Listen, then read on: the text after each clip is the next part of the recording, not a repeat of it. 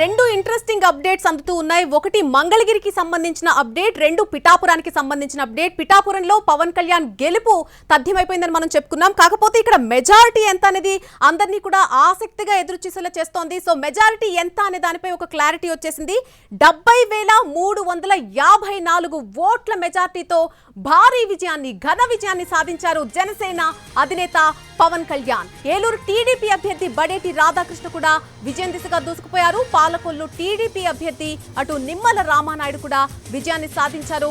ఇక గోపాల్పురం టీడీపీ అభ్యర్థి మద్దిపాటి వెంకటరాజు కూడా విజయం సాధించారు. ఇక మనకి అందుతున్న రెండవ అప్డేట్ విషయానికి వస్తే అది కూడా ఒక ఇంట్రెస్టింగ్ అప్డేట్. నారా లోకేష్ కి సంబంధించిన అప్డేట్. అది మంగళగిరి నుంచి మనకి అప్డేట్ వస్తోంది. ఆయన విజయం కూడా దాదాపు క్లారిటీ వచ్చేసింది. 41,000 మెజారిటీతో ఆయన విజయం సాధించినట్టుగా మనకు అప్డేట్ అందుతోంది.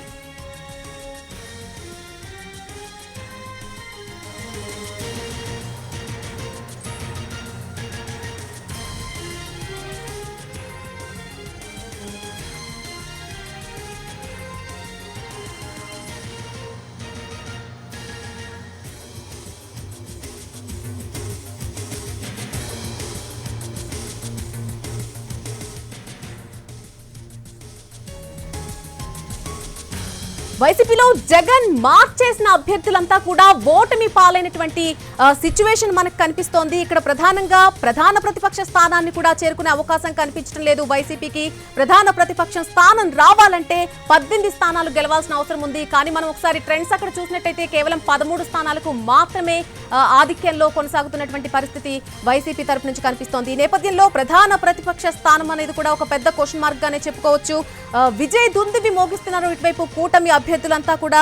అయితే తాము చేసిన సంక్షేమం ఏదైతే ఉందో జగన్ ని మళ్లీ సీఎం ని చేస్తుందని అంతా కూడా భావించారు. వైసీపీ చాలా గట్టిగా నమ్మింది ఈ అంశాన్ని. అయితే అలాంటి పరిస్థితి ఎక్కడా కూడా మనకి ఏపీలో కనిపించడం లేదు. ఈ నెంబర్స్ ని చూస్తుంటే, ఈ లీడింగ్ నెంబర్స్ ని కానీ ఇప్పుడు విజయం సాధించిన అభ్యర్థులను కానీ చూస్తుంటే మనకి ఎక్కడా కూడా అటువంటి పరిస్థితి ఎక్కడా కనిపించడం లేదు. సంక్షేమం కాదు అభివృద్ధి ముఖ్యమంటూ కూడా పల్లెటూరు లేదు, పట్టణం లేదు, ప్రతి ఒక్కరూ కూడా అభివృద్ధి కోరుకుంటున్నారని ప్రజలు భావించినట్టుగా మనం ఖచ్చితంగా చూడాల్సిన అవసరం ఉంది. కేవలం సంక్షేమం బేసిస్ మీద ఓట్లు పడవు అనేది మనకి ఇంకొకసారి ఇక్కడ అర్థమవుతోంది. అసలు ఏ ఫ్యాక్టర్స్ టీడీపీ కూటమికి కలిసి వచ్చాయి? అసలు సూపర్ 6 అనేది నిజంగానే ప్రజలు నమ్మి ఇంత ఓట్లను కట్టబెట్టారా టీడీపీకి అలాగే కూటమి అభ్యర్థులందరికీ కలిపి? అందుకే ఈ స్థాయిలో ఓట్లు పడ్డాయా, లేకపోతే అధికార పార్టీ మీద ఉన్నటువంటి కసి, కోపం, వ్యతిరేకత మాత్రమే కూటమి గెలుపుకు అవకాశాన్ని ఇచ్చాయా? ఏది కారణం అసలు? ఇదంతా ఒక క్వశ్చన్ మార్క్. ఇదంతా కూడా బిగ్ అనాలిసిస్ చేయాల్సినటువంటి అవసరం ఉంది. చరిత్ర తిరగరాసిందని చెప్పుకోవాలి మనం టీడీపీ పార్టీ గురించి. ఏపీలో కూటమి విజయం దిశగా ముందుకు దూసుకుపోతున్నటువంటి పరిస్థితి. ఇలాంటి విజయం కాదు ఇది. భారీ మెజార్టీతో విజయం దిశగా దూసుకుపోతున్నారు కూటమి అభ్యర్థులంతా కూడా.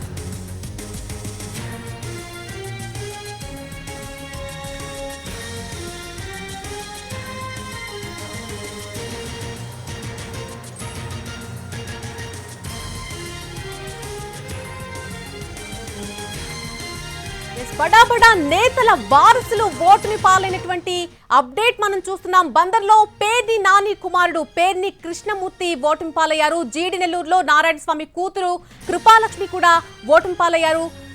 ఏపీ ఎన్నికల్లో వైసీపీ నేతల వారసుల ఓటమికి సంబంధించిన అప్డేట్ మనం చూస్తున్నాం. భూమన కుమారుడు తిరుపతిలో అభినయ్ రెడ్డి కూడా ఓటమి పాలవడం జరిగింది. తిరుపతిలో ఆయన భూమన కుమారుణ్ణి అభినయ్ రెడ్డిని నిలబెట్టడం జరిగింది. అయితే ఆయన కూడా ఓటమి చూడడం జరిగింది. చంద్రగిరిలో చూస్తే చెవిరెడ్డి కొడుకు మోహిత్ రెడ్డి కూడా ఓటమి పాలైనటువంటి పరిస్థితి కనిపిస్తోంది.